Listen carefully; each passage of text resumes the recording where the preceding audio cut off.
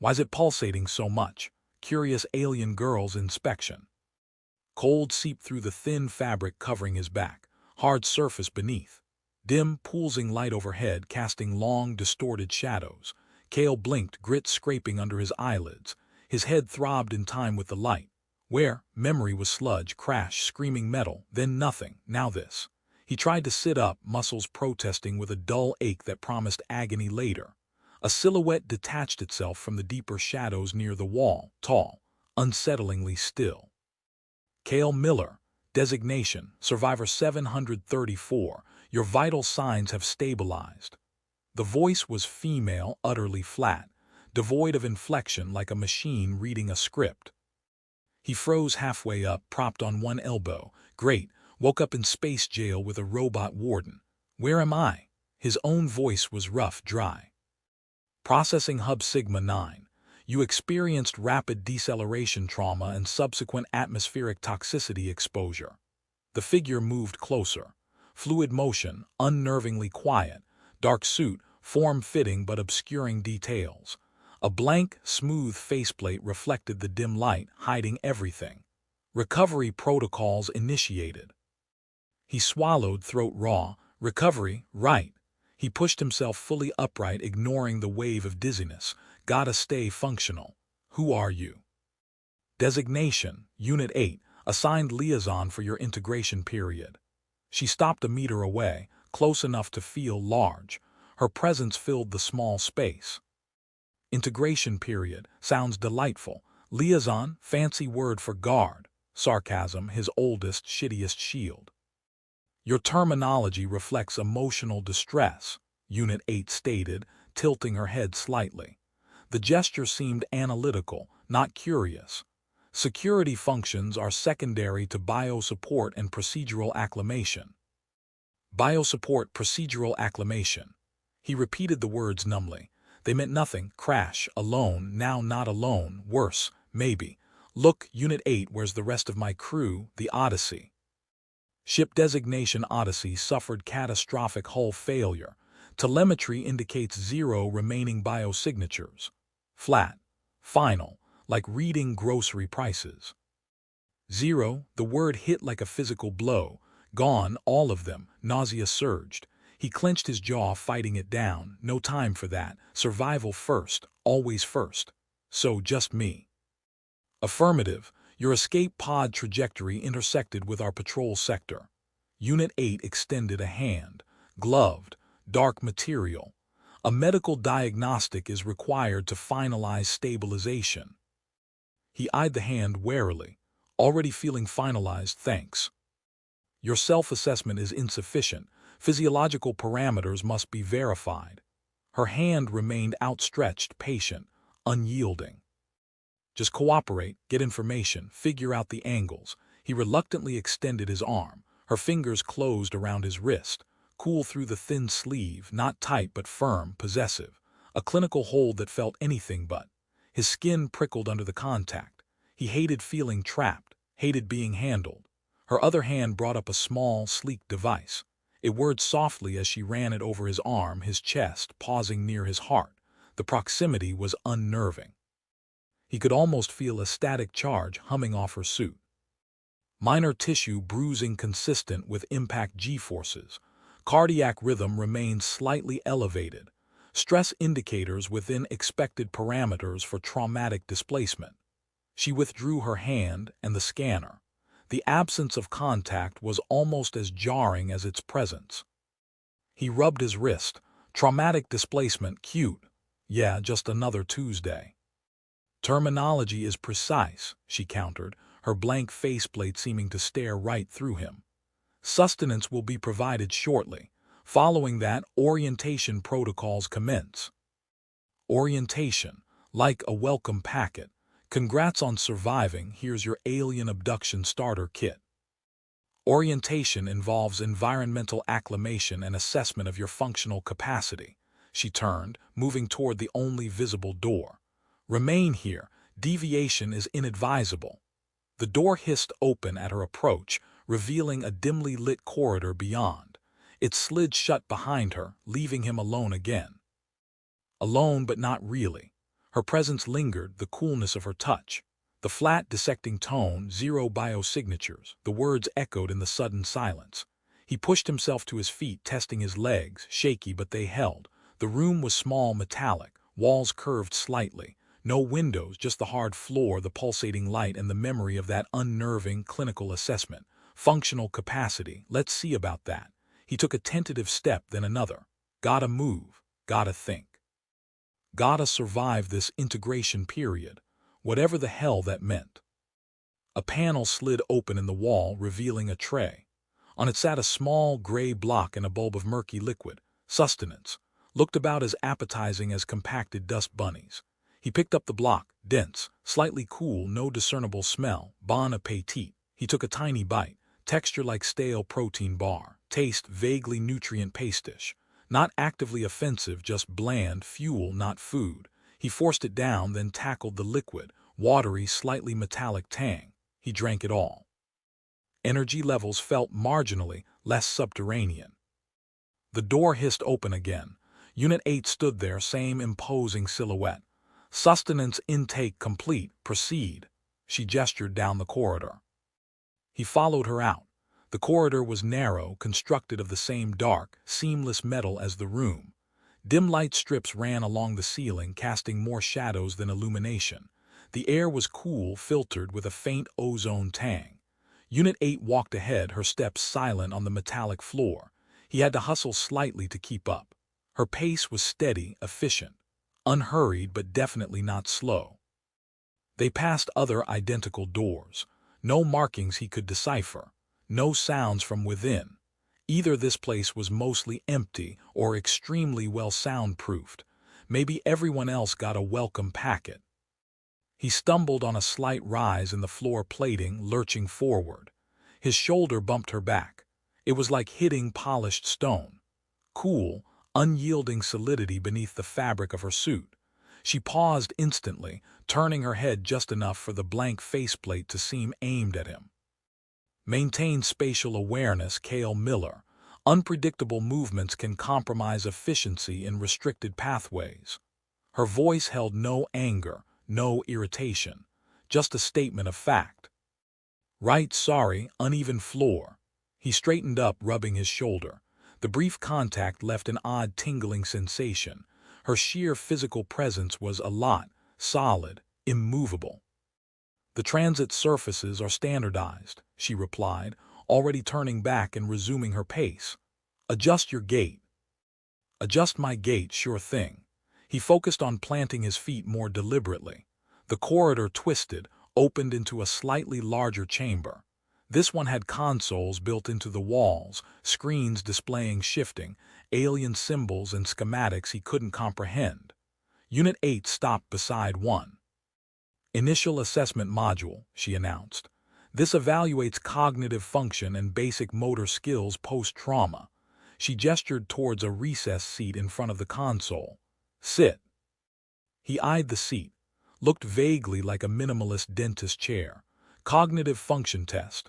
Hope's sarcastic asshole counts as a skill. He sat down. Restraints, smooth and cool, slid out from the sides, locking gently but firmly over his wrists and ankles. His heart gave a hard thump. Trapped, again. Standard safety precaution during neurological assessment, Unit 8 stated, noticing his tension. Or maybe just programmed to say that. Her gloved hand reached towards the console beside his head. He instinctively flinched back against the headrest. Her hand paused inches from his face. Remain still. Calibration requires precise positioning. Her voice remained flat, but the pause felt deliberate, like she was registering his reaction on some level. He forced himself to stay motionless, jaw tight. Her fingers brushed the side of his temple as she adjusted something on the console. Cool contact. Brief, but it sent another jolt through him. Clinical touch. Felt like a brand. The screen in front of him lit up with swirling patterns. Focus on the central point, Unit 8 instructed. Respond to auditory cues via the indicated interface. A simple button appeared near his right hand restraint. The test began. Lights flashed. Tones sounded. He pressed the button as required. Simple reaction times stuff. Then shapes appeared requiring matching, memory sequences. His head still pounded slightly, but he focused, pushing through the disorientation. Survival depended on proving he wasn't damaged goods. Just play the game, pass the test. Unit 8 stood beside him, observing. Her stillness was more unnerving than movement. He could feel her presence like a pressure change in the air. Was she judging his reaction speed, his accuracy, or just observing him, like a specimen? The tests became more complex, spatial reasoning puzzles, logic problems presented in abstract symbols he slowly began to decipher through trial and error. It was exhausting. His initial adrenaline was wearing off, replaced by deep fatigue and the ever-present throb in his skull. He made a mistake on a sequence-matching task. Cognitive lapse detected, Unit 8 stated immediately, recalibrating difficulty. Great, fail faster. He grit his teeth and refocused. Sweat prickled his hairline despite the cool air. He could feel her gaze or the unfeeling stare of the faceplate fixed on him, judging, analyzing. Finally, the screen went dark. The restraints retracted smoothly. He sagged back in the seat, breathing heavily. Assessment complete, Unit 8 announced. Baseline cognitive function within acceptable parameters for integration. Minor stress-induced deficits noted. Motor control unimpaired. She turned from the console. Proceed to environmental acclimation chamber. He pushed himself out of the chair, legs shaky. Glad I passed the alien SATs. Barely. This assessment is not analogous to your educational testing structures, she replied, already moving towards another door. It measures fundamental processing capability. Right, fundamental. He followed her again, feeling drained. The brief moment of being restrained, the clinical touches near his head, had left him feeling raw, exposed. Her detached analysis of his deficits didn't help. They entered another corridor, this one wider. The lighting was brighter here, revealing more detail in the strange, flowing architecture. Panels on the walls seemed to shift color subtly. It was disorienting. They passed alcoves containing strange, inert machinery. No explanation offered. None asked for. Just keep moving. Keep breathing. Unit 8 stopped abruptly before a large, circular door. Environmental Acclimation Chamber 1. She placed her hand on a panel beside it. The door irised open, revealing a space bathed in an odd amber light. Strange plants, unlike anything terrestrial, grew in contained plots under the glow. The air smelled different here, damp, earthy, with a strange floral undertone that wasn't quite pleasant. Enter the chamber, Unit 8 instructed. Exposure duration 15 standard minutes, initial phase. He hesitated at the threshold. Step into another unknown. What choice do you have? He stepped inside. The door irised shut behind him, sealing him in. Unit 8 remained outside, visible through a thick transparent panel set into the door, her dark silhouette against the corridor light, watching. The amber light felt warm on his skin. The air was thick, humid. He took a cautious breath. The strange smells were stronger here. He walked slowly around the perimeter. The plants were bizarre, some pulsed with faint internal light, others had leaves like iridescent film, still others resembled metallic sculptures more than living things. The floor was a soft, moss-like substance. He felt exposed, vulnerable, like an animal in a zoo enclosure. Unit 8 stood motionless outside the viewport, her blank faceplate aimed directly at him. Was she taking notes, recording his reactions? He couldn't tell. He hated not knowing, hated the feeling of being constantly observed, evaluated. A sudden sharp pain shot through his calf. He yelped, stumbling back. Looking down, he saw a small, thorned vine had somehow snaked out from one of the planters and pricked him through his thin trousers. A few drops of blood welled up. Fantastic, poisoned by space daisies. Instantly, the door irised open. Unit 8 stepped inside, moving towards him with that unnerving speed. Subject injury detected. Analysis required. Before he could react, she knelt beside him. Her gloved hand gently but firmly gripped his ankle, turning his leg to examine the puncture wound. Another clinical touch, but the context, injury, sudden proximity, her kneeling below him felt different, more charged. He could feel the warmth radiating from her suit, or perhaps just his own heightened awareness. Plant designation, Xerophyte 7, she stated, producing a small scanning device. Defensive mechanism activated by proximity violation. Toxin analysis indicates mild neuroinhibitor. She ran the scanner over the wound. Minimal dosage. Systemic effect negligible for human physiology. Localized irritation expected. Her grip on his ankle didn't loosen. She seemed focused entirely on the small wound, her faceplate angled down. He could see the faint reflection of his own tense face in its smooth, dark surface, trapped again in a different way. Her touch was diagnostic, but it held him fast. He felt a tremor run through his leg, reaction, not cold. Just checking the damage, part of the service. He tried to pull his leg back slightly. Her grip tightened fractionally, preventing the movement. Remain still, applying sealant. She produced another small device, pressing its tip against the puncture wounds. A brief, intense cold spread across the area, then numbness. The bleeding stopped. She released his ankle and stood up in one fluid motion. Acclimation period paused due to procedural interruption. Exit the chamber. He limped slightly as he followed her out, the spot on his calf numb but throbbing underneath. Back into the corridor. The door sealed behind them. Her intervention had been swift, efficient, utterly professional. Yet the feeling of her cool, strong grip on his ankle lingered. The way she'd held him still, the focus in her posture. It wasn't just clinical. It felt possessive, assertive.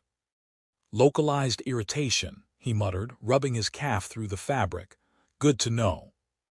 Accurate assessment prevents unnecessary escalation of medical protocols, she replied, resuming their walk.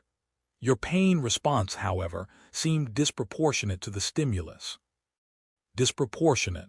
You try getting stabbed by an alien cactus. Just surprised me, that's all.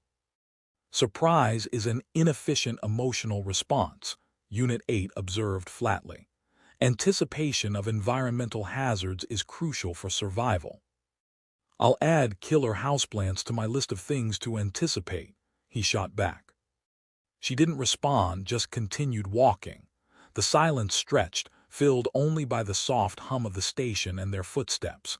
He felt a prickle of annoyance, quickly smothered by anxiety. Everything here was a potential threat, including, maybe especially, his overly efficient, unnervingly composed liaison. They reached another section of the complex. This area looked more functional, less like a processing or medical wing. Wider corridors, junctions leading off in different directions. Strange, low-frequency vibrations hummed through the floor. Unit 8 led him into a room larger than the initial recovery cell. It contained a simple sleeping platform, a recessed storage unit, and a basic sanitation stall. Minimalist, functional, stark. Designated habitation unit, she announced. Sustenance will be delivered on a standard cycle. Your integration schedule will be displayed on the wall panel. She indicated a smooth section of the wall that currently showed nothing. Rest cycle is advised. Rest cycle, right. He looked around the bare room, home sweet holding cell. What about you, do you? Rest. My operational parameters do not align with human circadian rhythms, she replied. I remain available for support or emergency response. Always watching, lovely, so you just stand outside my door. Negative. Remote monitoring is sufficient unless direct intervention is required. She turned to leave. Query if further assistance is needed now. He hesitated. Ask what, ask why, ask what the hell is really going on.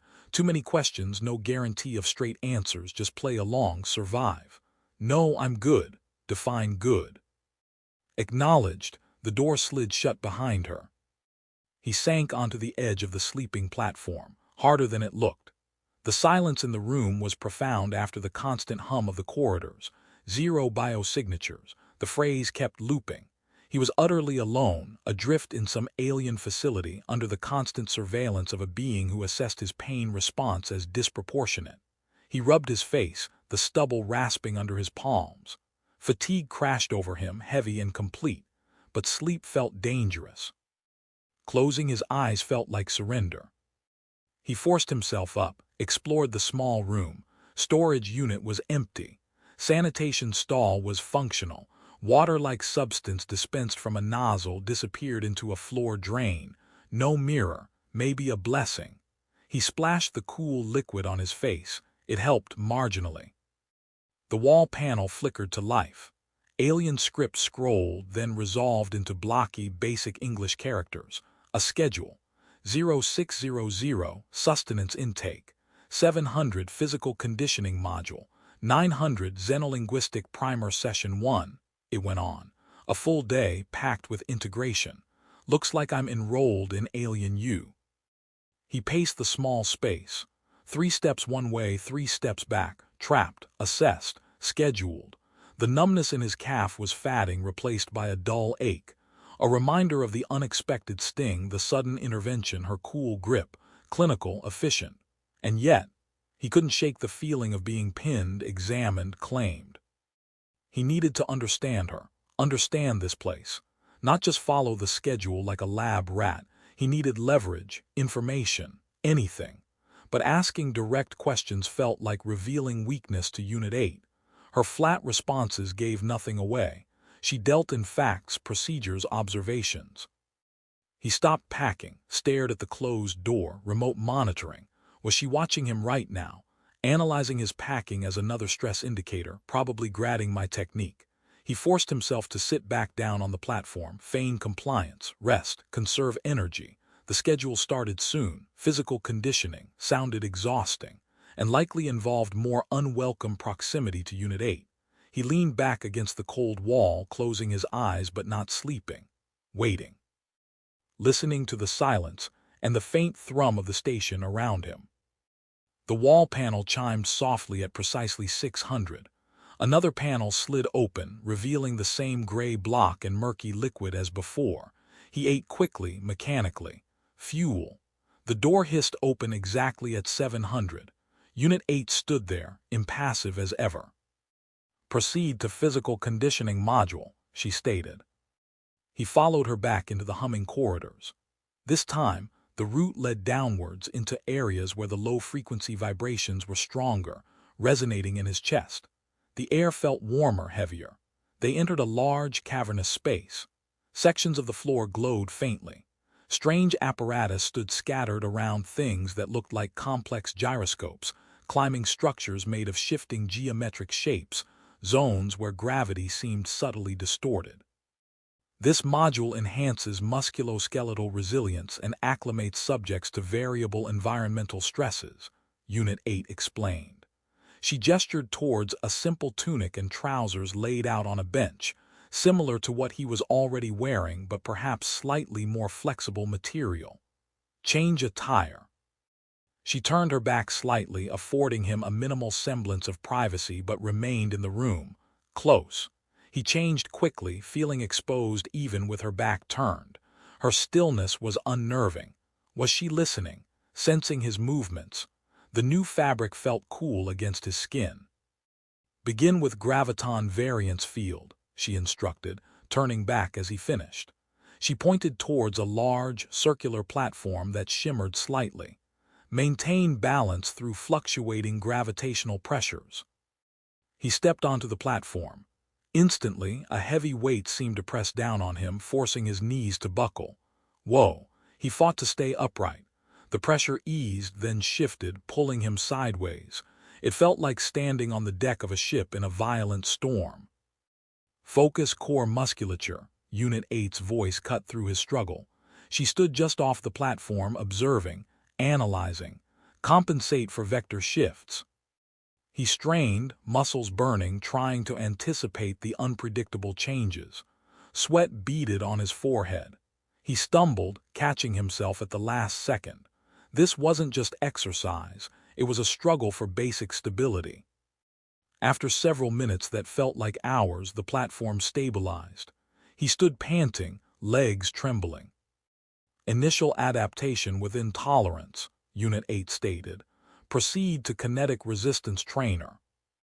She led him to a structure with multiple bars and grips that seemed to push back against him with variable force as he tried to move them.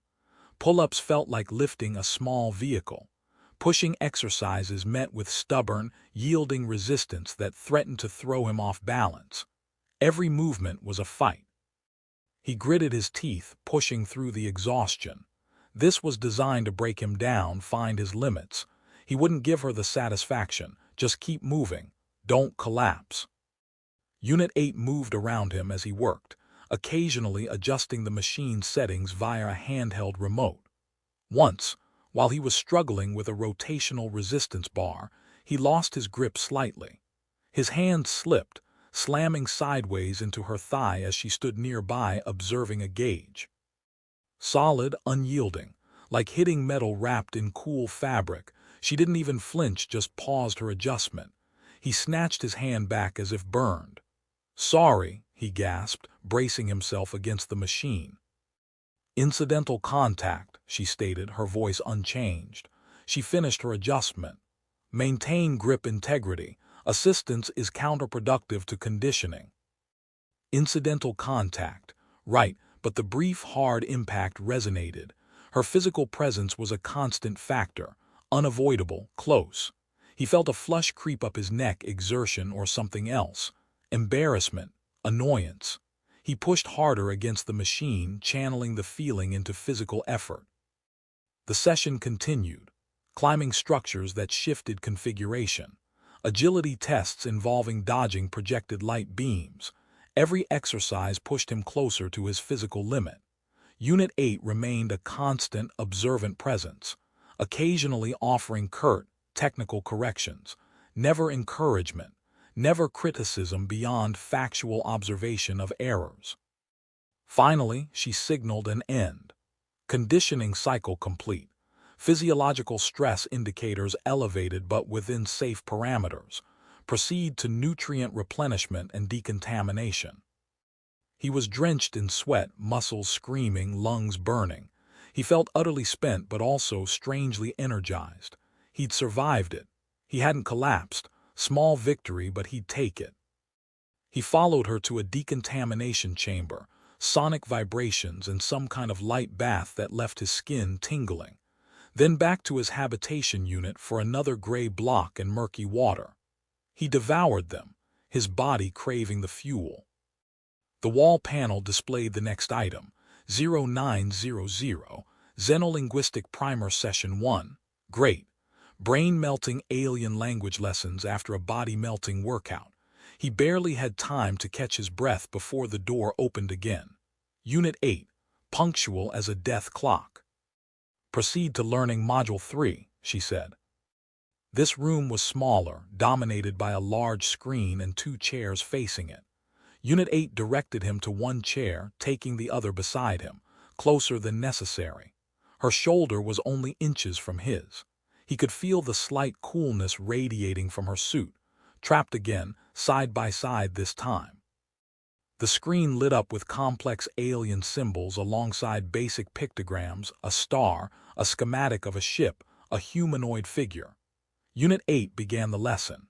Her flat voice recited alien phonemes, associating them with the images. She used a pointer device, directing his attention. Symbol denotes star, phonetic equivalent Cathar. Her voice was right beside his ear, too close. He tried to focus on the screen, on the strange sounds, but her proximity was a constant distraction. He repeated the sounds awkwardly. His human tongue struggled with the clicks and guttural stops. Vocalization inaccurate, Unit 8 stated immediately. Observe resonant structure. She made the sound again, perfect, effortless. He tried again, still wrong. Maybe I'm fundamentally incompatible with alien speech. Focus auditory processing, she instructed. Mimicry requires precision. This went on for what felt like an eternity. Symbols flashed, sounds were made. He repeated. She corrected, bluntly, factually, without impatience but also without any hint of encouragement. He felt like a particularly slow child being drilled by a ruthlessly efficient machine. His frustration grew. The proximity, the repetitive failure, the clinical corrections, it grated on his already frayed nerves. At one point, struggling with a particularly difficult glottal sound, he sighed heavily in exasperation. Unit 8 paused the lesson. She turned her head, the blank faceplate directly facing him. Respiration pattern indicates heightened emotional state. Frustration impedes cognitive acquisition. Modulate your response. Easy for you to say, he muttered. You already know this stuff. My function is instruction. Your function is learning. Emotional variables are counterproductive to both. She restarted the lesson sequence for the sound he'd failed. Krrtac. He tried again, forcing the sound out. It was closer but still mangled. Unit 8 reached out, her gloved fingers unexpectedly touching his throat, right over his larynx. His breath hitched. Her touch was cool, firm, diagnostic. Vocal cord tension incorrect, she stated, her fingers pressing slightly. Observe. She made the sound again, Krrtac, and he felt the subtle vibration under her fingertips through his own skin. It was intensely intimate, clinical purpose, devastating effect. His pulse hammered against her touch. He couldn't breathe, couldn't think. Her faceplate was inches away. He could see his own wide eyes reflected in the dark, smooth surface. Her fingers remained on his throat, analyzing his physiological response. Get it together, Miller. Just a diagnostic. But his body wasn't listening to reason. Every nerve ending felt hyper-aware of her touch, her closeness. Your circulatory pulse is accelerating rapidly, she observed, her voice still utterly flat. Is this indicative of distress? He finally managed to speak, his voice strained. Yeah, little bit. She tilted her head, the analytical gesture. Why? The contact is necessary for precise phonetic correction. She seemed genuinely puzzled by his reaction, as if his physiological response was a data anomaly she couldn't categorize. Because it's freaking weird, that's why. He didn't say it. He just tried to control his breathing. Her fingers remained cool and steady against his throat, evaluating. Attempt the vocalization again, she instructed. Focus on replicating the observed muscular configuration. He swallowed hard, trying to ignore the feel of her glove against his skin. He focused, visualizing the sound, the vibration he'd felt. Krrtac. He made the sound. Her fingers lingered a moment longer, then withdrew. Accuracy improved, marginal deviation remaining. She turned back to the screen. Proceed to next phoneme. He let out a shaky breath he hadn't realized he was holding. The skin on his throat tingled where she'd touched him. That brief contact had shattered his focus, leaving him feeling exposed and strangely vulnerable.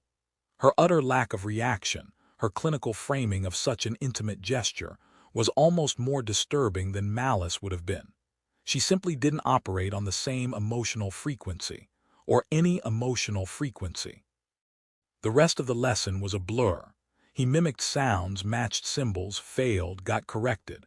But his mind kept replaying the feel of her fingers on his throat, the proximity, the blank faceplate inches away, her cool assessment of his racing pulse. He felt increasingly like a biological machine she was attempting to interface with, baffled by its unpredictable emotional outputs. When the session finally ended, he felt wrung out, mentally and emotionally. Unit 8 simply stood. Linguistic Primer Session 1 complete. Next scheduled activity, tactical simulation. Oh joy, more opportunities for failure in close contact. Can't wait. She led him out, back through the humming corridors. He tried to walk slightly further behind her this time, needing space. But the corridors were often narrow, forcing proximity. He found himself acutely aware of every near brush, every time she paused, and he had to stop quickly to avoid collision. Her physical presence felt amplified now. Solid, cool, unreadable, dangerous in a way he couldn't define. The tactical simulation chamber was another large space, but darker.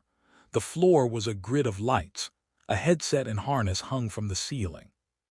This simulation assesses threat response and strategic decision-making under pressure, Unit 8 explained, gesturing to the equipment. Don the interface gear. He put on the headset. Visuals flooded his senses, a simulated landscape, rocky, alien. The harness was light but fitted snugly. Objective: navigate terrain, identify designated targets, neutralize simulated threats. Unit 8's voice sounded in his ear, clear but still flat. She was outside the simulation grid, monitoring. Begin. The simulation started. Abstract shapes appeared in the distance, targets. Others rushed towards him, threats. He had a simulated weapon interface controlled by hand gestures. He moved, dodged, fired. It was immersive, demanding fast reactions. He fell into the rhythm of it, the survival instincts kicking in. Identify threat, neutralize, move, repeat. He was doing okay, clearing targets, avoiding damage. Then the simulation ramped up. Multiple threats, complex terrain requiring navigation under fire. He started making mistakes, took simulated hits. Evasive maneuvers inefficient. Unit 8's voice stated calmly in his ear as his simulated health bar dropped. Threat prioritization suboptimal. Thanks for the play-by-play, coach. He pushed harder, focusing, adrenaline surging. He cleared a wave of threats, heart pounding. Suddenly, the simulation glitched. Visuals flickered. A loud static burst erupted in the headset, painfully loud. He ripped the headset off, staggering back, momentarily blinded by the sudden return to the dim reality of the chamber. Unit 8 was instantly beside him, having crossed the room with that silent speed. System malfunction detected. Stand by for diagnostic. Her hand reached for the harness release near his chest. He was still disoriented from the static burst, blinking rapidly. Her hand brushed his chest as she fumbled with the release mechanism. Another jolt of unwanted awareness. Clinical purpose, physical contact. The boundary kept blurring.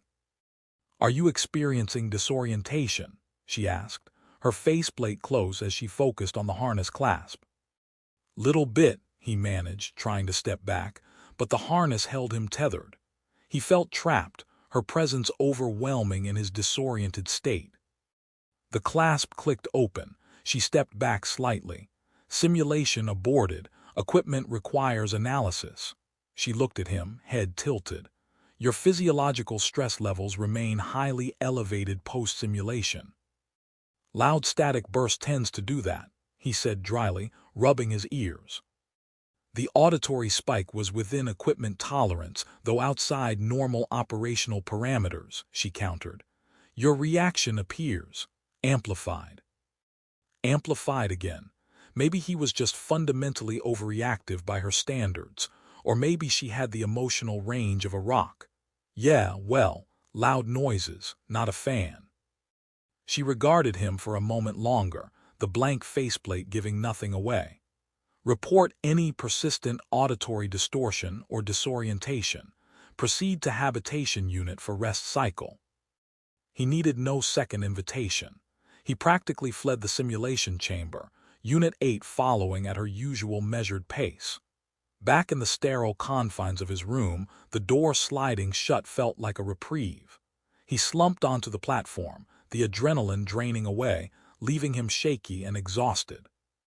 Simulation glitch. Her sudden proximity, her hand on his chest, the constant analysis of his amplified reactions.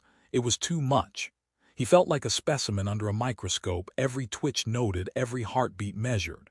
And yet, that clinical touch, the cool assessment, it was starting to feel less alien, more like a strange, distorted form of intimacy he couldn't comprehend or control.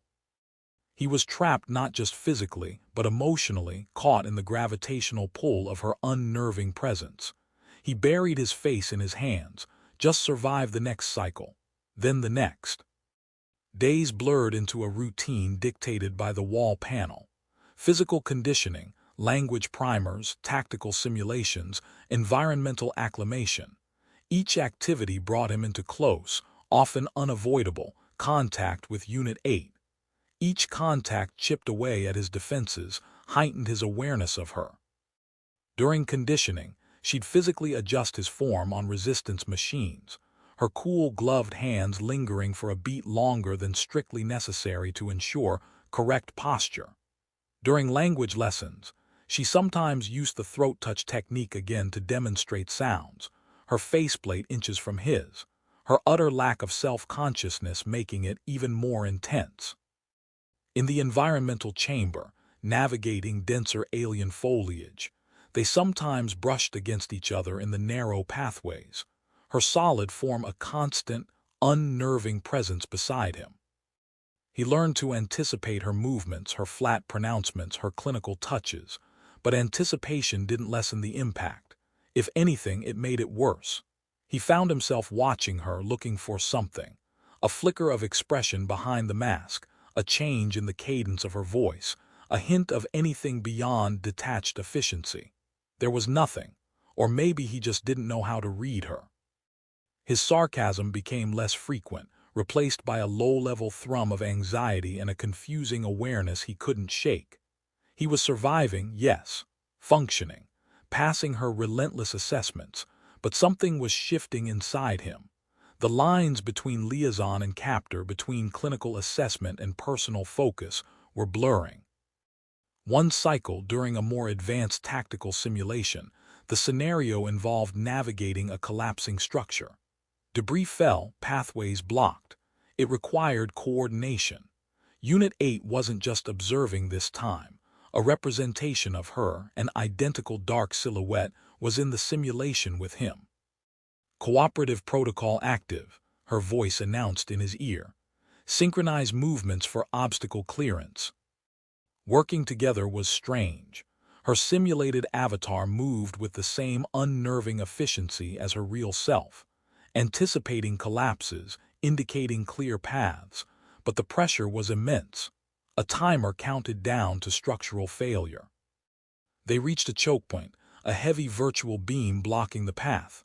Combined effort required, her voice stated. He positioned himself, bracing. Her avatar moved beside him, shoulder to virtual shoulder. They pushed. The beam moved slowly. He strained, virtual muscles protesting. Then a secondary collapse triggered. Debris rained down. His avatar stumbled, right into hers. The simulation perspective locked them face to face for a split second, close enough to see the non-existent features on her blank avatar faceplate. Then the simulation registered critical failure. Darkness. Headset off. He stood there breathing heavily, the phantom impact still resonating. Unit 8 was already detaching his harness. Her real hand brushed his shoulder as she worked. He flinched instinctively. She paused, residual simulation stress. Something like that, he mumbled, stepping away as soon as he was free. The line between simulation and reality felt dangerously thin right then. Working with her, colliding with her, even virtually, it felt too real. Your performance demonstrated improved reaction time but hesitation in cooperative maneuvers, she analyzed, collecting the headset. Reluctance to coordinate actions reduces survival probability in team scenarios.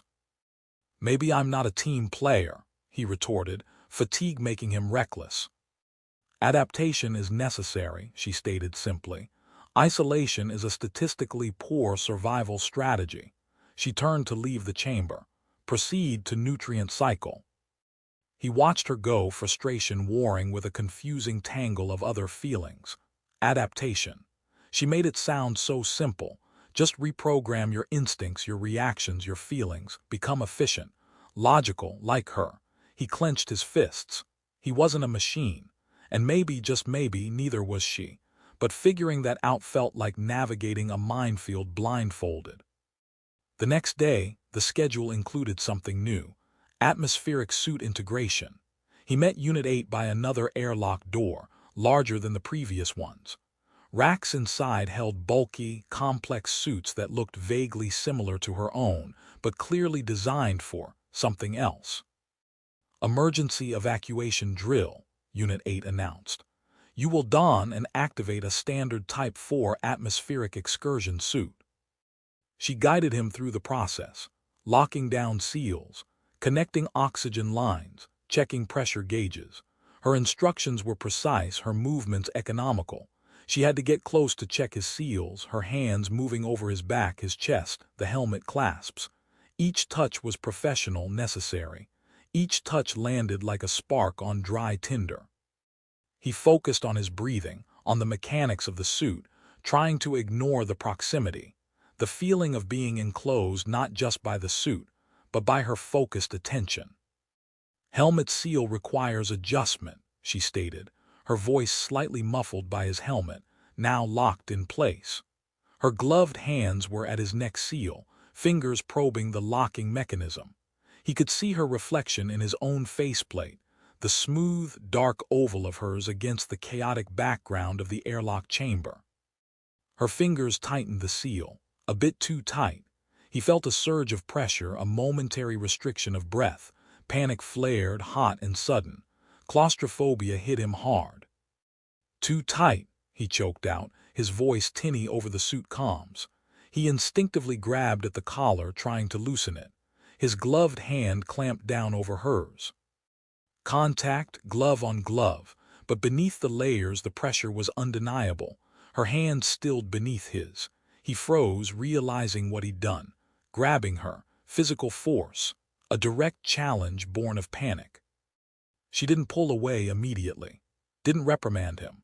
For a long second they were locked like that, his hand gripping hers against his own throat seal. He could feel the faint vibration of the station through their joined hands. His heart hammered against his ribs, loud in the enclosed space of the helmet. Then slowly, deliberately, she spoke. Her voice, filtered through the comms, seemed different, lower, less flat, almost strained. "Release. Seal integrity compromised by manual interference." He snatched his hand back as if shocked. "Sorry, panic reaction. Smooth, Miller, real smooth." She adjusted the seal again, this time correctly. "Emotional regulation failure under confinement stress," she stated, but the usual clinical detachment felt forced. Was that disapproval or something else? He couldn't tell. Practice is required. She moved to the control panel. "Prepare for depressurization cycle." The airlock sequence began. Lights flashed. The outer door prepared to open. He stood rigid in the bulky suit, his own breathing loud in his ears. The incident hung between them, unspoken. A line had been crossed, not just physical contact, but forceful contact. Reaction meeting action. Panic meeting what? What was behind that blank faceplate, behind that momentarily strained voice? The drill proceeded. They exited onto an exterior platform, or a simulation of one. Vacuum outside the force field, stars stark and cold. They ran through emergency procedures, tether checks, oxygen monitoring. Unit 8 guided him, her voice regaining its usual flat tone, but he felt a new tension coiling between them. The accidental intimacy of the suit check, the moment of panic and forceful contact, had shifted something. The airlock felt charged when they returned, repressurized, and removed the heavy suits. Back in his habitation unit, he leaned against the wall, suit discarded, feeling the familiar cool metal against his bare arms.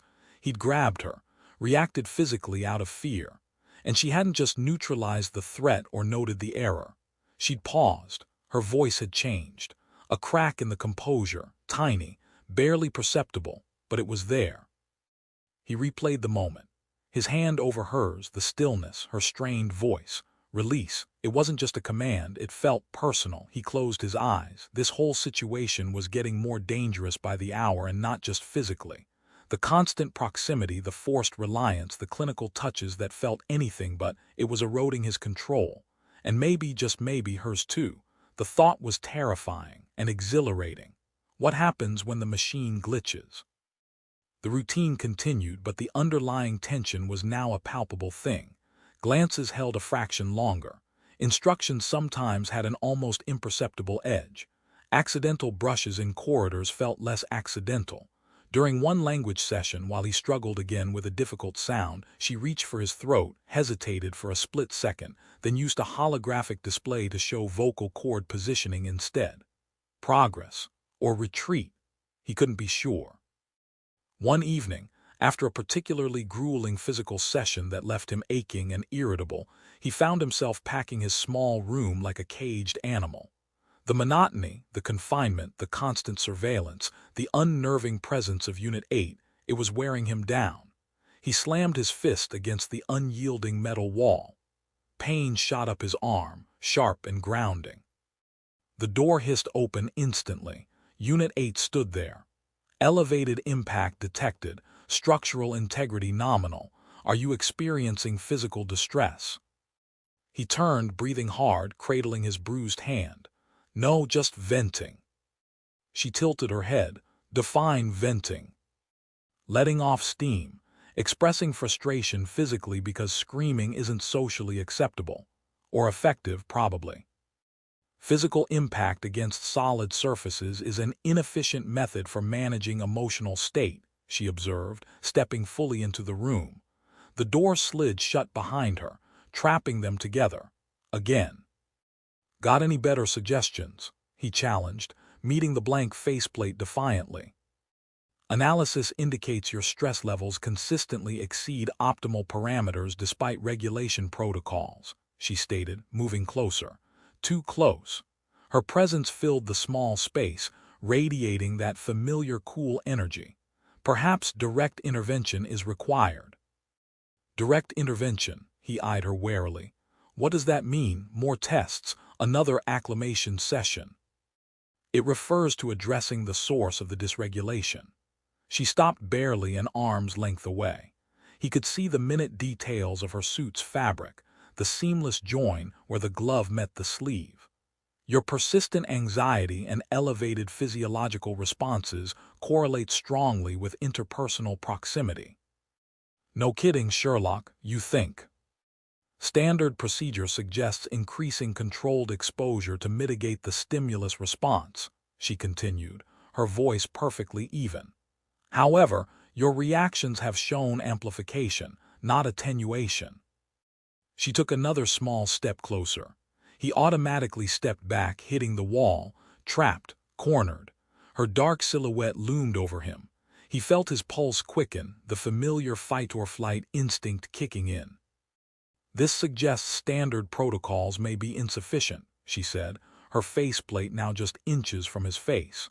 He could see his own reflection, distorted and wide-eyed. Alternative diagnostic methods may be warranted. Alternative methods. His voice was tight. He could feel the cool radiating from her suit, smell the faint ozone scent clinging to her. Tactile assessment of neurological and circulatory response under direct proximity stimulus, she stated, her voice dropping slightly, losing some of its robotic flatness. It held that same strained quality he'd heard in the airlock. Before he could process the clinical jargon, before he could react or protest, her gloved hand came up. Not to his throat this time. Her fingers gently, clinically, pressed against the side of his neck, right over his carotid artery, feeling his pulse. The touch was electric, far more devastating than the throat contact. It wasn't diagnostic pressure, it felt exploratory, questioning. His breath hitched. He was pinned between the wall and her unnerving presence, her cool fingers monitoring the frantic rabbit beat of his heart. Pulse rate significantly elevated, she murmured, the sound barely audible, almost intimate despite the clinical words. Pupillary dilation noted. He couldn't speak, couldn't move. He could only stare into the blank void of her faceplate, feeling stripped bare, his body betraying his panic and unwilling arousal. The clinical assessment felt like a violation, yet her touch, it wasn't rough. It was precise, almost gentle. Why? She asked, her voice incredibly soft now, losing almost all its flatness. Does my proximity cause this specific cascade of physiological reactions? Cale Miller. The use of his name felt deliberate, personal. He swallowed hard, the movement rubbing against her glove. Maybe it's not just you, he managed, his voice hoarse. Maybe it's the situation, being trapped, analyzed. Liar. Her fingers tightened fractionally, pressing deeper, sending shivers down his spine. My analysis suggests otherwise. The response is specific, focused.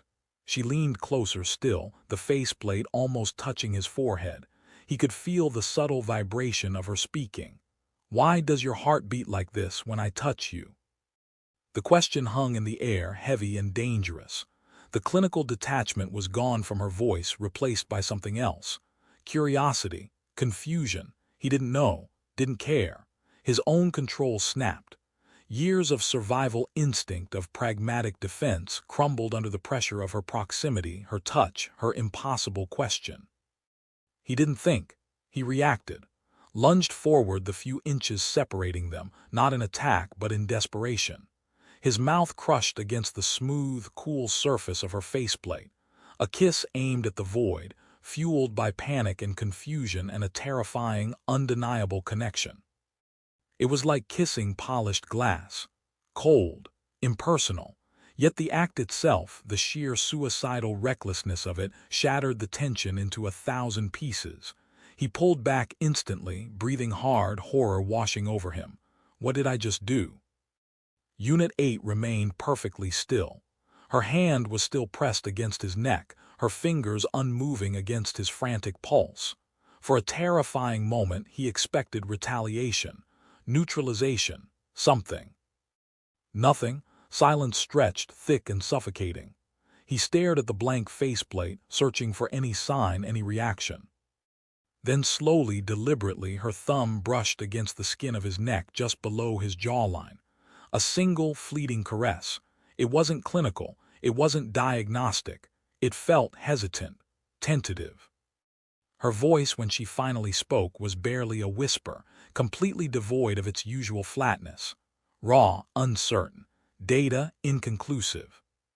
She withdrew her hand slowly, leaving his skin tingling and cold. She took a step back, creating space between them.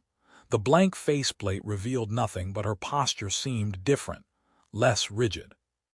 "Rest cycle protocols remain in effect," she said, her voice regaining a semblance of its former neutrality, but failing to completely mask the underlying tremor. She turned abruptly and exited the room, the door hissing shut behind her, leaving him trembling against the wall, the phantom pressure of her lips, no, her faceplate, still burning on his mouth, the ghost of her thumb's caress on his neck. Data inconclusive. The machine had definitely glitched, and he was caught in the wreckage. He didn't sleep. Rest cycle protocols be damned. He sat on the edge of the platform, replaying the moment over and over. The kiss. The cold faceplate, her stillness, the brush of her thumb, data inconclusive. What did that even mean? Was she processing, analyzing the input, or was it an admission of something else? Confusion, feeling. The ambiguity was worse than outright rejection or hostility. He'd shattered his own defenses, acted on pure, desperate impulse and crashed against nothing. And yet, that single, hesitant touch felt like everything. A crack in the perfect, logical facade. A hint of the being beneath the suit, behind the blank mask. He felt exposed, raw, and terrified. Because now the danger wasn't just physical survival. It was emotional. He'd crossed a line, and somehow, impossibly, she seemed to have hesitated on the other side instead of simply eliminating the anomaly. The next morning, when the door opened for sustenance delivery, he braced himself. But it wasn't Unit 8. A different, smaller drone delivered the gray block and water. He ate mechanically, his anxiety a cold knot in his stomach. Was she avoiding him? Replaced? Was he about to be transferred to a different kind of processing? But when it was time for the scheduled advanced environmental navigation, the door hissed open and she was there. Unit 8. Tall silhouette, dark suit, blank faceplate. Exactly the same as always. Almost. There was a tension in her stillness, a subtle rigidity in her posture that hadn't been there before. He rose to meet her, his own nerves frayed. "Proceed to Sector Gamma 7, she said. Her voice was perfectly flat. Back to factory settings, or maybe just trying very hard to be. He followed her in silence. The usual walk through the humming corridors felt different today. Charged. He was acutely aware of the space between them, of her every-minute movement. She seemed equally aware of him, maintaining a precise distance, avoiding any accidental contact. Sector Gamma 7 was another environmental chamber, larger and more complex than the first. Dense, bioluminescent jungle filled the space. Waterfalls cascaded down mossy rock faces. The air was thick with moisture and alien spores that drifted like faint glitter. Objective: navigate designated route, retrieve geological sample, avoid indigenous hazards, Unit 8 instructed, handing him a scanner and a collection tool. Maintain communication link. She tapped her own helmet, indicating the comms were active. They were both wearing light environmental suits today, necessary for the spore-filled air, but less bulky than the full atmospheric gear. Helmets sealed, faceplates transparent this time. He could see her faceplate reflected in his, but not her face behind it. They entered the jungle. It was like stepping onto another world. Strange bird calls echoed. Insects buzzed. The ground was soft, uneven. Towering plants pulsed with soft light. It was beautiful in a lethal sort of way. They moved cautiously, following a barely visible trail. Unit 8 moved with her usual efficiency, pointing out potential hazards, camouflaged sinkholes, vines that secreted paralytic agents, spore pods known to cause disorientation. He focused on the mission, on survival, pushing thoughts of last night aside. Impossible. They reached a cliff face where the geological sample was supposedly located. It required a short climb. Unit 8 went first, moving up the rock face with fluid, economical movements. He followed, finding handholds, testing his weight. The rock was slick with moisture. Halfway up, his foot slipped. He scrabbled for purchase, heart leaping into his throat. He started to slide. Instantly, Unit 8's hand shot down, grabbing his forearm in a steel grip. She held him effortlessly, arresting his fall. He dangled there for a moment, breathing hard, looking up at her dark silhouette against the glowing flora. Her faceplate was angled down towards him. Behind the transparent shield, he couldn't make out her features clearly in the dim light, just the impression of stillness. "Secure your footing, Cale Miller," she said over the comms. Her voice was steady, clinical, but her grip on his arm was iron, possessive. He found a solid foothold, pulled himself up beside her on the narrow ledge. "Thanks," he gasped. "Efficiency requires minimizing subject loss," she replied, releasing his arm. The spot where she'd held him burned. Another touch. Necessary, life-saving, and intensely charged. They retrieved the sample, a crystalline structure humming with faint energy. The return trip was tense. They had to cross a narrow, swaying bridge made of woven vines over a deep chasm. Unit 8 crossed first, easily. He followed, his balance precarious, the memory of the slip still fresh. He reached the other side, stepping onto solid ground with relief. Unit 8 stood waiting. As he stepped past her, his arm brushed against hers. A jolt went through both of them. He saw her flinch, a minute, almost imperceptible reaction, but undeniable. He stopped, turned to face her. They stood inches apart, helmets almost touching. He could see his own reflection, the jungle glowing behind him, warped on the curve of her faceplate. He could feel the tension radiating from her, a crackling energy that belied her stillness. "Unit 8, he started, his voice low over the comms. Last night's data remains inconclusive," she interrupted, her voice tight, controlled. "Procedural analysis ongoing." "It wasn't data," he insisted, searching her invisible face. "It was something else." She didn't respond, just stood there, radiating tension. He could almost hear the gears grinding behind the flawless facade. Logic versus what? Anomaly, emotion. "Why?" he pushed, needing to know, needing some kind of anchor in this madness. "Did you touch my neck? After I." "Tactile diagnostic," she stated automatically, but the words lacked conviction. "No," he said softly, "it wasn't." She tilted her head, the familiar analytical gesture seeming hesitant now. "Your interpretation differs from protocol." "Damn right it does." He took a fractional step closer, close enough to feel the warmth of her suit against his. What did you feel, Unit 8? Silence. The jungle sound seemed to fade. It was just the two of them, encased in their suits, faceplate to faceplate, trapped in a moment of impossible intimacy. He saw his own desperate expression reflected back at him. Her voice, when it came, was barely a whisper over the comms, strained, uncertain, vulnerable, a configuration error.